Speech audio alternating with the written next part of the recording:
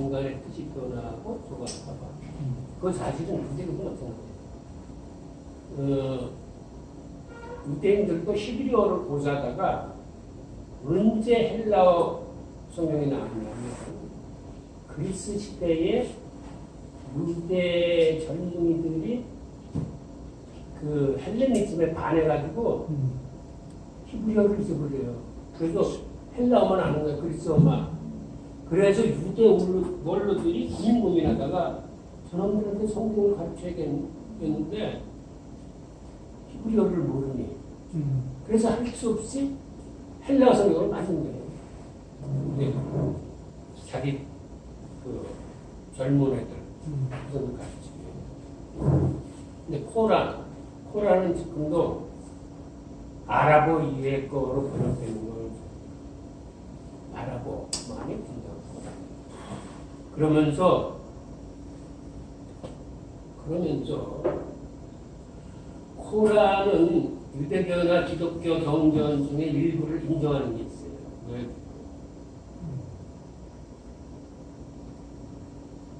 이슬람의 최고 조상이 누굽니까? 아브라함이야. 그러니까 아브라함을 세종수가 다 자기들의 조상으로 모셔요. 유대교도 그렇고, 기독교도 그렇고, 이슬람도 그렇고, 그들의 최고 조상은 아브라함이야. 아까 아브라함부터 나왔다고 생각을 해. 그러니까 이슬람도 자기들의 최고 조상이 아브라함이고, 아브라함이 하나님과 계약을 했고, 그 하나님이 기독교의 하나님이나 유대교의 하나님이나 이슬람의 하나님이나 똑같은 사람이에요. 알라는 게 더 가시라는 뜻이야. 하나님의 뜻이야. 똑같다고 인정을 해요. 네. 웃기는 문제예요. 그런데 이슬람이 생각하는 코란은 그럼 유대교의 히브리 성경하고 어떻게 틀리지? 사실은 똑같은 하나님의 경전인데. 이슬람은 뭐를 주장하냐면 하나님이 사실은 하늘에 있는 경전을 모세한테 주고 예수한테 주고 무함마드한테 줬어요. 같은 거. 그런데 유대교나 기독교는 그 중에서 일부를 자기들 입맛에 살짝 바꿨다고 생각해요. 예를 들어서 뭐를 바꿨느냐. 아브라함이 하나님께 순명하기 위해서 이삭을 제물로 바치기 위해서 데려가잖아요. 그걸 이슬람에서는 어떻게 해석하냐고. 생각을 해봐라. 당시 귀한 제물은 맛배가 귀한 제물. 그러니까 처음으로 소출된 곡식도 마찬가지고 처음으로 태어난 가축도 마찬가지고 사람 중에서도 마다들이 귀해요.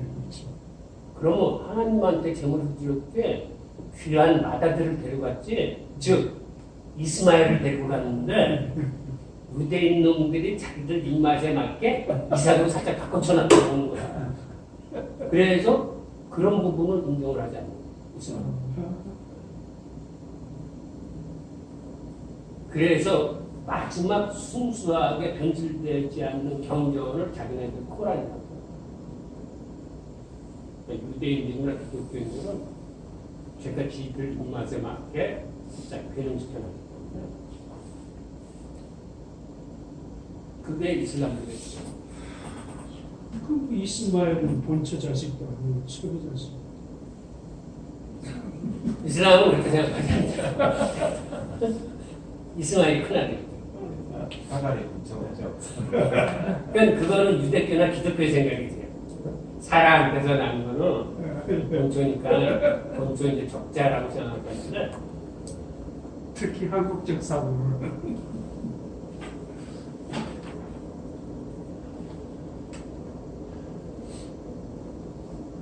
그리고 그 무하마드가 하늘로 승천한 적이 있어요. 그래요? 네. 무하마드가 승천한 장소가 어디냐면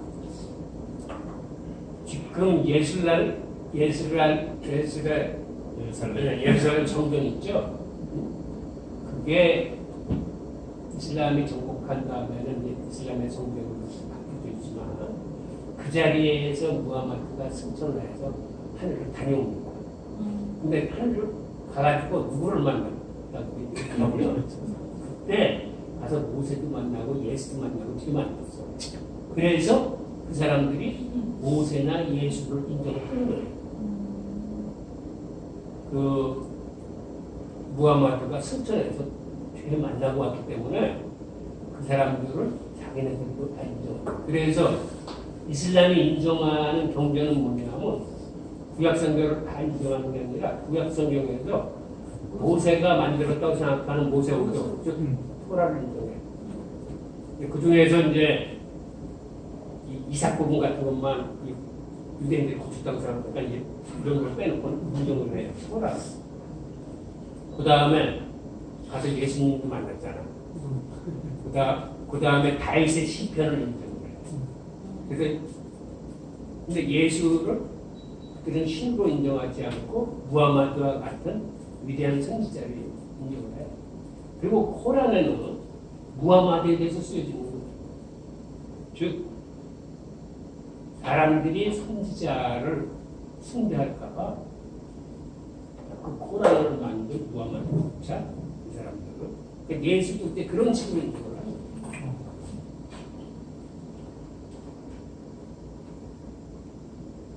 그리고 당시 사실은 이 역사적인 배경을 보면 이건 좀 신학적인 문제를 떠나면 사실은 무하마드가 메카에서 태어났는데 그 당시 메카가 상업의 중심이에요.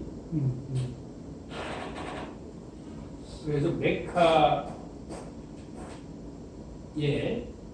그 유대교 상인들도 많이 있었고, 그러니까 메카라는 도시에 유대교도 있었고 기독교도 있었어요. 근데 무하마드는 어려서부터 조실 부모였기 때문에 작은 아버지, 할아버지하고 작은 아버지하고 사는데 작은 아버지가 대상이야. 그래서 무하마드를 12살 때부터 대상에 데리고 다니면서 이 장사를 가르쳐. 자기가 사는 메카도 그렇고 자기가 장사하는 파트너들이 이 사람들이 유대 상인이나 기독교 상인이야. 근데 그 사람들을 보면서 그 종교에 관심을 갖기 시작한 거예요. 무하마드가. 자기들 종교는 즉 사막의 베두인들의 종교는 종교 자체가 없고 일종의 토속 신앙 같은 거야. 그러니까 샤머니즘이야. 그래서 본인 스스로가 어떤 유대교나 기독교의 교리에 대한 흥미를 많이 가졌을 뿐만 아니라 사실 저런 유일신의 종교 샤머니즘에서는 모든 걸 죄 묻는데 그게 아니라 유일신의 종교가 돼 있어서 저렇게 바른 그 율법이나 어떤 신앙생활이 우리 이런 아랍 민족들도 잘 이끌 수 있겠다라는 어떤 부러움 속에 이렇게 유대교나 기독교를 자주 바라봤던 사람이에요. 그래서 그리고 난 다음에 어떤 일이 생기냐면 본인이 작은 아버지한테서 독립해가지고 과부의 대상의 관리자로 들어가요. 이제 매니저로. 근데 그 과부가 자기보다 15살이 많아. 25살에 독립해서 40살 된 그 과부가 운영하는 대상의 관리자로 들어가는데 결국 그 과부하고 결혼을 해. 그래서 이제 한마디로 형편이 확 펴버렸어. 고생할 필요가 없어. 그래서 본인은 그 다음서부터 이 사색하고 명상하는 걸 즐겨요. 그래서 동굴에 들어가서 명상을 하다가 가브리엘 대성령을 만납니다. 그래서 거기서 코란을 탄생을 합니다.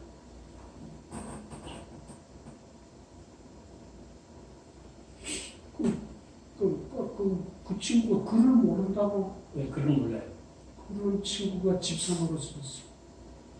오히려 그거를 이슬람에서는 오히려 증거로 냈어요. 코란이 글을 모르는 사람을 통해서 주어져 이렇게 기록된 거거든요.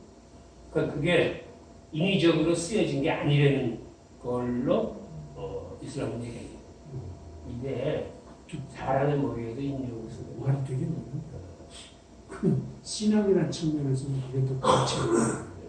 종교라는 측면에서는 좀 허약합니다. 그리고 처음에 코란을 가장 먼저 포교를 했던 대상자는 자기 마누라예요. 그 다음에 그 주변의 친척들 이런 식으로 해가지고 이제 포교 활동을 합니다. 그리고 포교 활동을 할 적에 그 메카에 있는 다른 시족장이나 부족장들한테 미움을 많이 받아요.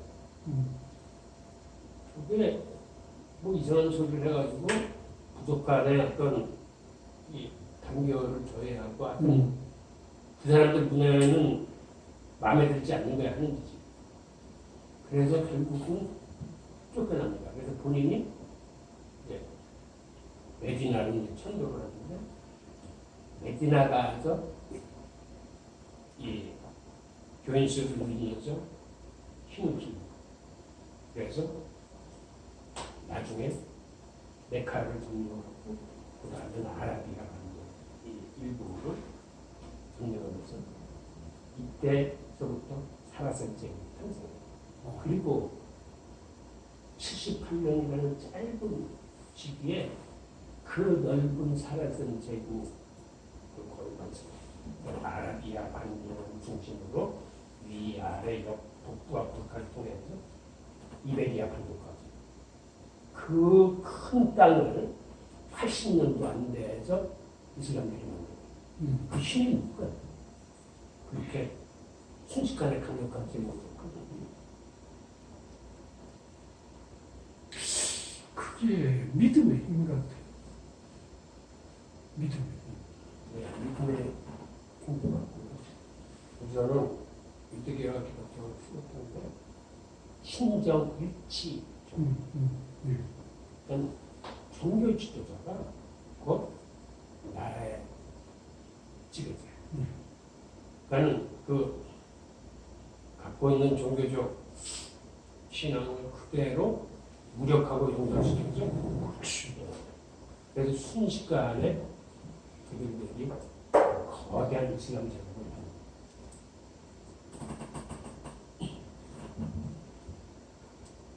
그리고 이때 그들이 또 이렇게 순식간에 이렇게 큰 힘을 갖고 있었던 게 역사는 승자의 기록이기 때문에 유럽인들이 자기들의 역사를 좀 과장돼 있어 놓고 이슬람의 역사는 굉장히 많이 폄하시켰는데 사실 중세에 보면은 이슬람이 유럽의 프랑크 왕국보다 압도적으로 강했습니다. 군사적으로도 문화적으로 어떻게 강했어요? 유럽이 이슬람을 붙으면은 게임이 안 돼.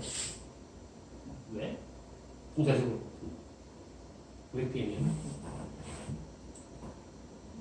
이슬람은 화약이 있어. 콘스탄티 뭐 이런 거 싸우죠. 대폭 싸워서 상대방 성적으로 수 있어. 그 다음에 지층의 바다 해상권을 순식간에 정합니다. 어떻게 정합니까? 이슬람은 다 침범했어. 유럽의 배들은 경험에 의해서 강을 잡고 갈 수뿐이 없죠. 이슬람의 배들은 다 침범했어. 또 이슬람은 재지수를 갖고 있어요. 재지. 종이를 만듭니다.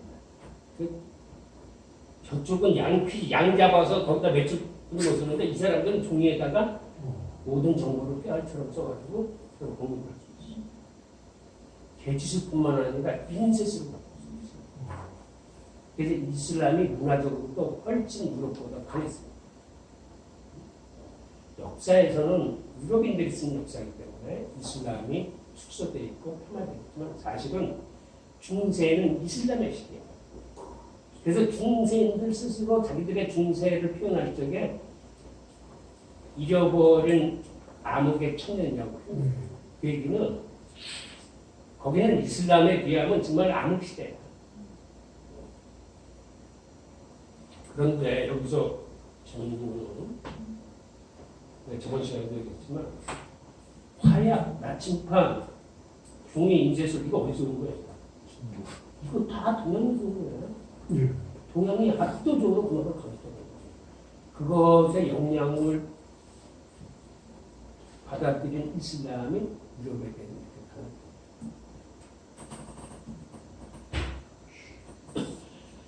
그런데 이랬던 무하마드가 죽을 적에 사실은 후계자를 지명하지 않았습니다. 그래서 무하마드한테는 딸이 하나 있어요. 딸. 그리고 딸과 사이가 있었습니다. 그래서 무하마드가 죽고 난 다음에는 그 다음 칼리프가 친구가 됩니다. 그리고 그 다음에는 어떤 사회적인 덕망 있는 사람이 되고, 그래서 초대 2대, 3대까지는 무하마드의 협통과 관계없습니다. 근데 4대 칼리프가 누가 됐냐면 무하마드 사이가 돼요. 사이가 돼요. 그런데 어떤 소문이 도냐면 그때 저 친구가 칼리프가 되기 위해서 그 전에 3대 칼리프를 암살했다라는 그런 음모론. 그래가지고 두 파로 나눠집니다. 그리고 두 파 간에 큰 전쟁이 됩니다. 그게 바로 지금 이스라엘의 종교 문제, 이슬람의 종교 문제인 그 순위파하고 시아. 그러면 하나는 무하메드의 혈통이 돼야만 칼리프가 될 수 있다라고 주장하는 건 시아파예요. 그 다음에 혈통하는데도 사회적인 덕망과 자질이 뛰어난 사람은 칼리프가 될 수 있다라고 그러면 수구파예요.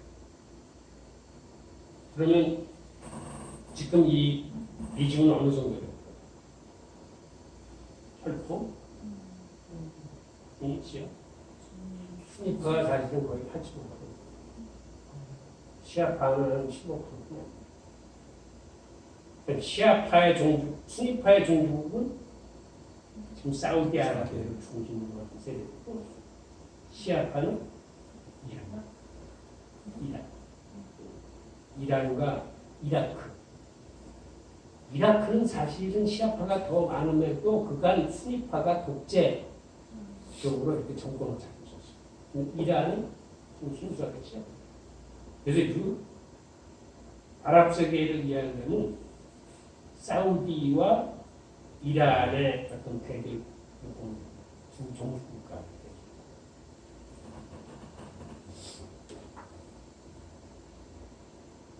그리고 사실은 혈통도 좀 틀려요. 사우디에는 아랍 분들이고, 이란은 사실은 옛날 페르시아의 후손이기 때문에 이쪽은 사실은 아리안, 백인. 이쪽은 세미.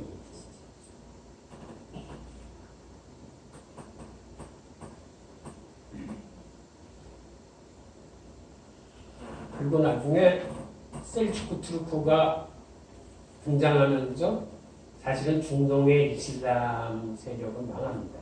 그리고 그 사람들이 주력 세력이 북부아프리카로 와.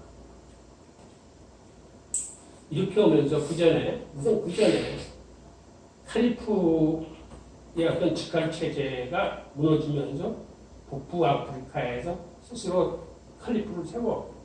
게다가 또 이베리아 반도에서 또 자기들의 칼리프를 세워. 그래서 칼리프가 세계를 일단은 찔렸죠. 그리고 중동은 셀주크 투르크에 망하면서 북부아프리카에 들어온 이슬람들이 거기에 있는 기독교 커뮤니티를 다 전멸시키고 자기들이 거기서 종국을 하면서 여기서 이슬람의 교조주의가 발현됩니다. 그러니까는 일종의 무장, 투쟁 세력이 생겨가지고 이슬람의 교리만 받고 다른 건 다 틀리다. 라고 해서 개정이냐 죽음 의원. 원래 이슬람이 처음에 생겼을 적에는 622년에 사라센 제국이 생겨가지고 1492년에 유럽에서 퇴출당하기 전까지 이 800여 년 세월 동안에 사실은 500년 동안은 이슬람이 종교에 대한 관용을 베풀었어요. 그래서 유대교나 기독교인들은 세금만 내면은 종교의 자유를 다 인정받았어요. 이 시기가 유대인들한테는 황금 시기예요. 유대인들은 지금도 자기네들이 가장 행복하게 문화적인 융성을 이뤘던 시기가 바로 이슬람하고 같이 살았을 때예요. 그러니까 이베리아 반도 같은 데서 이슬람하고 같이 살면서 이 이슬람들하고 같이 합작해가지고 문화도 많이 진흥시킨 유대인이. 그러니까 그 당시 뭐 고대 로마나 그리스 사상이나 철학이나 문학을 가져와서 유대인들이 외국에 융통하기 때문에 그거를 아랍어로 이 사람들이 번역을 해. 그걸 다시 라틴어로 번역을 해.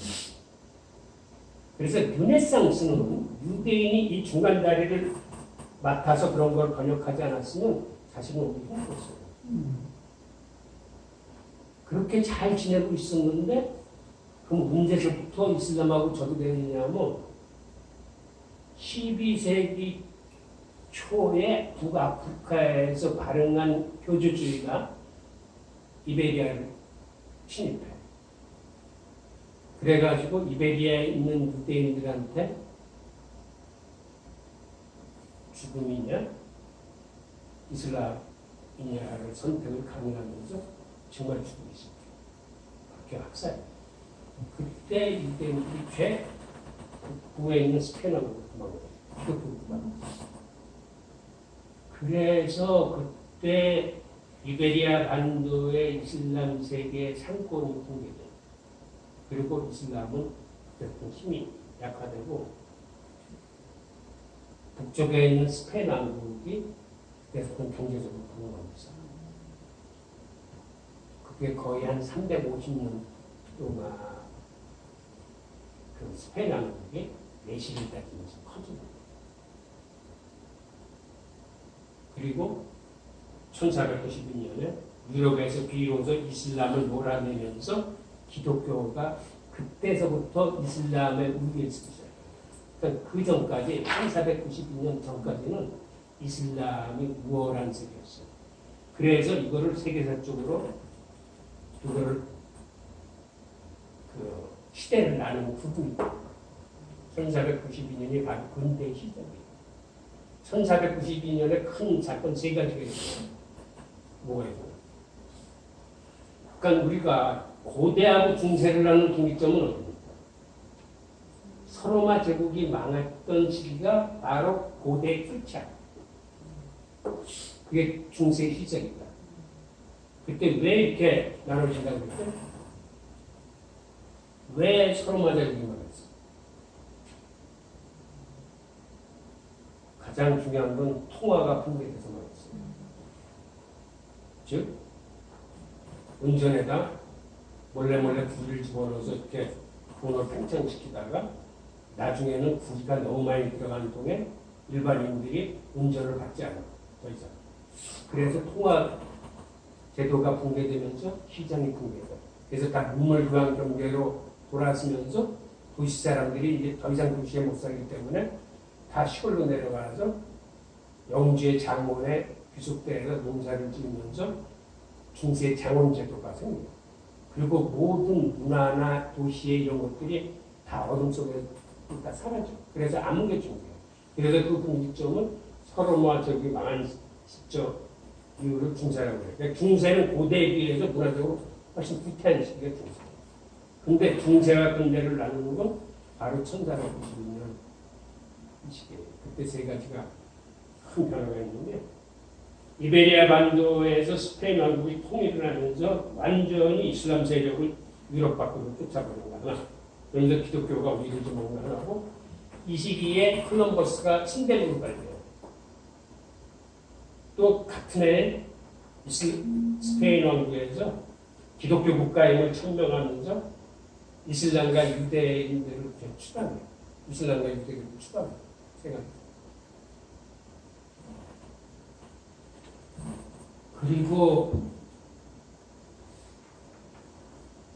근대가 시작되는 거예요. 제가 얘기가 좀 좋습니다만 이슬람이 종교로 자리 잡은 건 지금과 같은 이 칼리프 제도가 되면서 4대 때 그들이 그 시아파와 그 수니파로 갈라지면서 그들 간에 이제 분쟁이 시작하고 그게 지금까지 내려요. 마찬가지로 유대교와 이슬람 간의 그 분쟁은 아까도 말씀드린 것처럼 그 12세기 초에 이슬람의 교조주의가 발흥하면서 그때서부터 유대인들을 박해하고 학살하기 시작해서 그때 결정적으로 갈랐죠. 그래서 유대인들은 지금 크게 두 파로 나눠볼 수 있는데 하나가 세파라디게라는 것은 사실은 스페인이라는 거죠. 그러니까 중동 지방에 살다가 북아프리카를 거쳐서 스페인에 와서 산 사람들은 사실은 중동 사람만 하고 똑같이 생겼어. 검붉고 코가 좀 매부리코고 사실은 예전에 유대인 그러면 검붉은 얼굴에 코가 매부리코인 사람이 유대인의 전형적인 사실은 얼굴의 특징이야. 그런데 십자군 전쟁 때 무슨 일이 있었냐면 십자군들이 에루살렘으로 진격을 하면서 야인 강변에 살던 유대인들을 죄학살하기 시작했어요. 그래서 야인 강변에 살던 유대인들이 죄 어디로 도망갔냐면 동구하고 러시아로 도망갔어요. 그 사람들은 슬라브 민족하고 살면서 슬라브 피가 많이 섞여요. 그래서 그 사람들을 아슈케나즈라고 해요. 아슈케나즈라는 뜻은 독일이라는 뜻이야. 그러니까 옛날 독일 지방에 살던 사람은 아슈케나즈고 스페인 쪽에 살던 사람은 세파라디예요.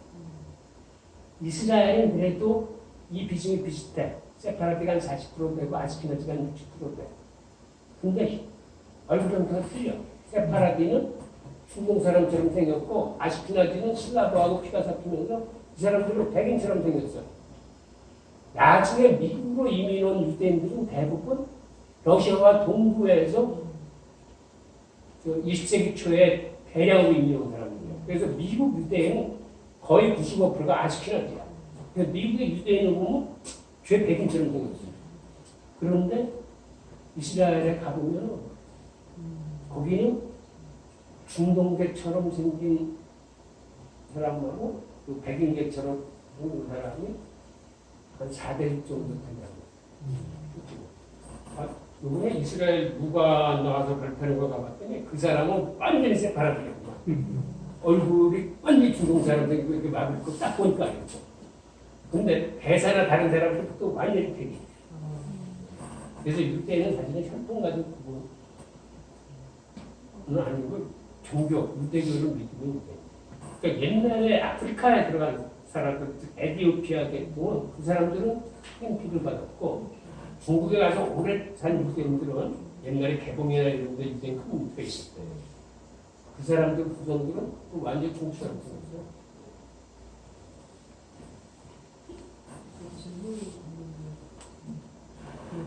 처음에 그 이스라엘 민족들이 이집트에서 나왔을 때 성경에서 분명히 잡족이 나왔다고 하거든요. 잡죠. 그러니까 종파가 그 어떤 그 이스라엘 민족만이 아니라 그 민족을 따라 나간 다른 잡족도 다 섞여서 나갔거든요. 성경으로. 그러면은 이게 혁신적으로 이스라엘이 순수하게 그 선수의 이스라엘 유지했다고 볼 수 있는 건지 좀 그게 조금 네, 그런 얘기는 있어요. 그리고 또 하나 크게 오해되고 있는 것 중에 하나가 옛날에 카자흐 민족이라고 이 민족이 기독교 세계하고 이슬람 세계하고 공격을 받았을 적에 종교를 과정이 하여튼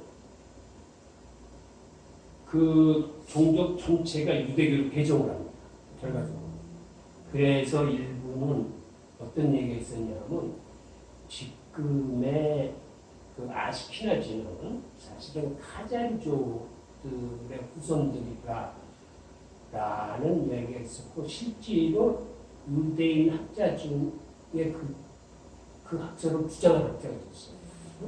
그래서 많은 사람들이 그거를 그대로 인용을 해요. 지금의 아스키나지는 이 사람들은 유대인 혈통이 아니고 카자르족이 개종한 사람들이다. 그랬는데 실제로 과학적으로 조사를 해보니까는 그 사람들의 유전자는 그렇게 거의 같지 않았어요. 그래서 그 논란에 휩싸인 그거를 주장했던 유대인은 자살했어요. 그래서 그거는 지금은 정설이 아닌 걸로 이해되고 있어요. 근데 아직도 여러 사람들이 그것이 마치 아스키나지의 그런 얘기하는데 그 과학적으로는 그렇지 않다라고 그렇고 그러한 얘기의 그걸 만들어내서 어떤 그 혼란에 휩싸이기 위한 단상을 하는 자살. 그건 아니고 제가 보기에도 직장 전쟁 때 그 동과 러시아로 피해간 유대인들이 거기 살면서 슬라브족하고 피가 많이 사귀는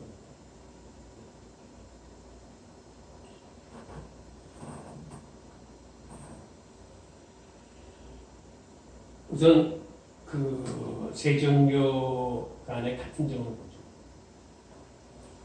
아까도 말씀드렸듯이 세종교는 유해신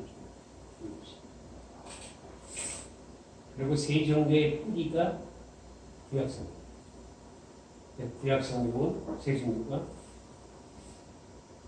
다 인정합니다.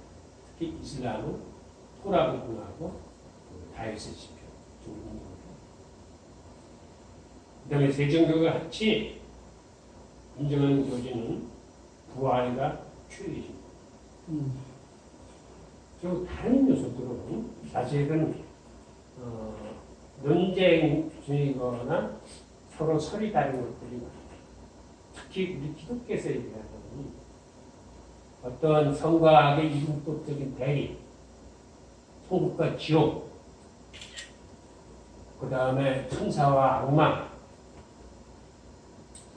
이러한 것들이 사실은 유대교에서는 교파마다 좀 다르게 이해돼요. 그리고 이런 것들은 사실은 바빌론 유수기 때 바빌로니아를 정복한 페르시아의 고레스 왕이 믿었던 종교가 조로아스터교예요. 조로아스터교는 사실은 그 성과 악의 이분법적인 대립에 아주 강력했던 종교가 되고요. 그때 유대교와 조로아스터가 서로 상호 그 영향을 많이 받았다는 거예요.